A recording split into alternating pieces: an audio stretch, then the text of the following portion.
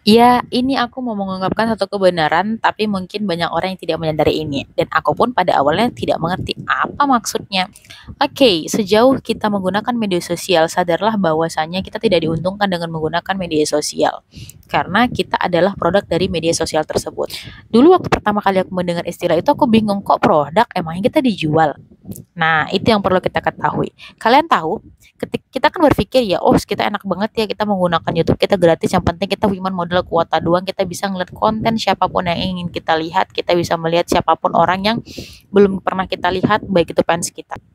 Nah, sejauh sama juga dengan TikTok gitu ya. Kita enak banget ya konsumsi TikTok gitu, scroll up TikTok gitu, banyak banget musik-musik menarik gitu. Terus kayak banyak banget konten-konten yang menarik yang itu kayak nggak habis-habis gitu. Terus yang menjadi pertanyaan, kok ini bisa jadi gratis gitu ya. Terus kan ibaratkan kita membandingkan ya, kalau misalnya kayak di YouTube, kalau di YouTube kan biasanya berbayar karena itu mereka yang membuat konten itu akan dibayar berdasarkan banyaknya tayangan dan juga tontonan, jam jam tonton dari video tersebut. Nah, kemudian kalau di TikTok itu kan kayak gratis gitu ya, nggak dibayar, paling kalau misalnya ada produk yang terjual. Terus aku bingung dengan istilah itu, kok bisa sih kita jadi produknya? Oke, gini aku jelasin ya. Iya, kita adalah kalian, misal contoh ketika kalian melihat konten, kalian itu adalah produknya. Kenapa demikian? Ya iyalah, di konten itu kan ketika misalnya kalian melihat konten orang, itu kan pasti akan ada terselip, itu bisa jadi iklan, bisa jadi promosi, bisa jadi atau apapun itu. Nah, yang membayarnya itu adalah orang yang ingin mempromosikan produknya kepada kalian. Jadi, ibaratkan nih, kita misalnya ada tiga nih ya.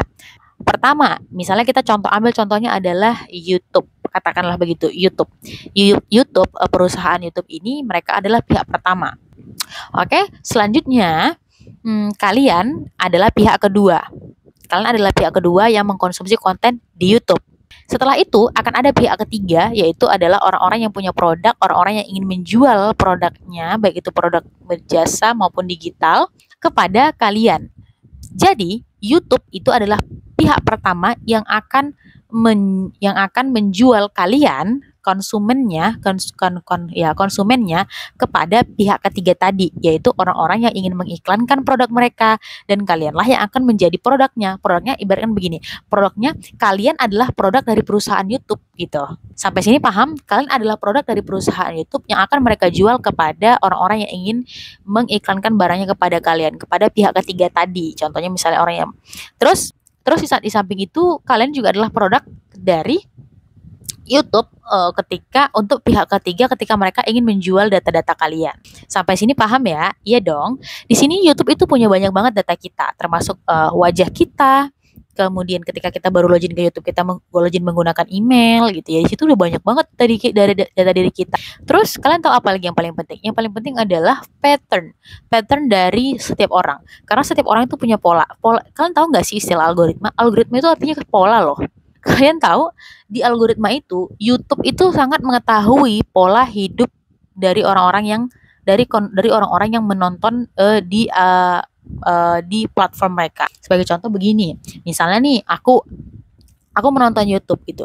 YouTube itu sudah sangat mengetahui bahwasanya aku ini adalah orang yang suka menonton, misalnya suka menonton uh, tips-tips diet gitu, suka menonton tips diet, kemudian aku suka melihat gerakan-gerakan workout gitu. Terus samping itu YouTube juga melihat kalau aku ini adalah orang yang suka melihat bisnis, saran-saran bisnis, atau di samping sisi lain aku juga suka misalnya menonton video-video motivasi. Nah, dari tiga hal tersebut YouTube ini sudah sangat mempolakan kita deh itu.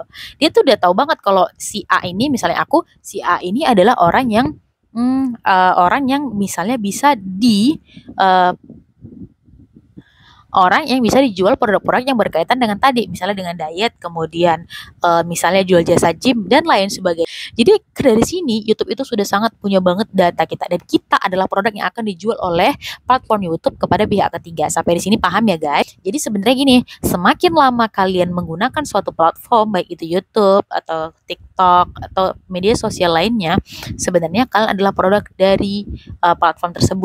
Iya, kalau misalnya kalian menggunakannya untuk hal yang positif. Kalau misalnya kalian menggunakannya untuk hal negatif, hanya untuk dopamin otak kalian aja misalnya gitu ya. Sama halnya di misalnya kalian melihat, anggaplah terus kalian misalnya ini ya kayak mencela. kan aku di TikTok aku scroll up ini video-video motivasi. Iya benar, kamu tuh misalnya anggaplah kamu tuh sudah satu satu step lebih baik daripada orang-orang kebanyakan yang misalnya suka scroll up hal-hal yang nggak jelas kayak gitu. Tapi di samping itu kamu sadar nggak kalau setiap orang pasti akan punya argumen yang sama bahwa bahwa mereka mencari hal-hal yang positif di sana. Kalau misalnya kamu tanya sama orang yang suka nonton komedi, kalau orang yang suka nonton motivasi pasti akan mengatakan kalau orang yang suka nonton komedi itu adalah orang-orang yang kayak lu rasa dia sampah. Tapi di sisinya dia merasa itu adalah hal yang positif. Kenapa? Karena dia mendapatkan kebahagiaan dari situ ketimbang dia misalnya pergi keluar dan lain sebagainya. Menurut dia itu lebih hemat gitu. Jadi setiap orang itu mempunyai argumen untuk melakukan pembelaan terhadap dirinya. Tapi yang paling penting dari situ adalah bahwa kita harus sadar seberapa jauh misalnya penggunaan media sosial itu sangat bermanfaat buat diri kita. Misalnya kita menggunakannya untuk media edukasi belajar.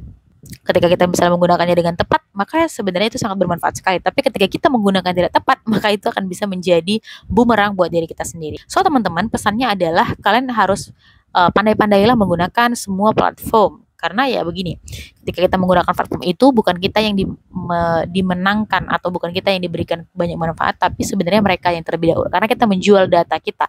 Ketika kita yang masuk platform mereka, pertama yang kita lakukan adalah kita menjual data kita kepada mereka. Dari situ aja mereka udah punya untung loh. Untungnya apa? Untung penjualan data. Makanya kalian sadar nggak sih kalau misalnya nomor HP yang udah kalian masukin itu kadang banyak banget dapat notifikasi misalnya contoh dari Starbucks. Emang kalian pernah, gue aja nih contoh, gue aja nggak pernah tuh belanja di Starbucks kayak gitu. Gue nggak pernah belanja di McDonald.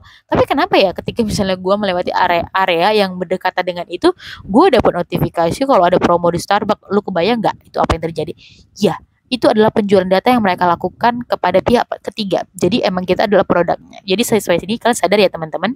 Aku harap sampai sini teman-teman bakalan sadar dan tertampar dengan kenyataan ini dan semoga kita bisa menjadi orang yang lebih bijaksana ke depannya. Thank you. Bye bye.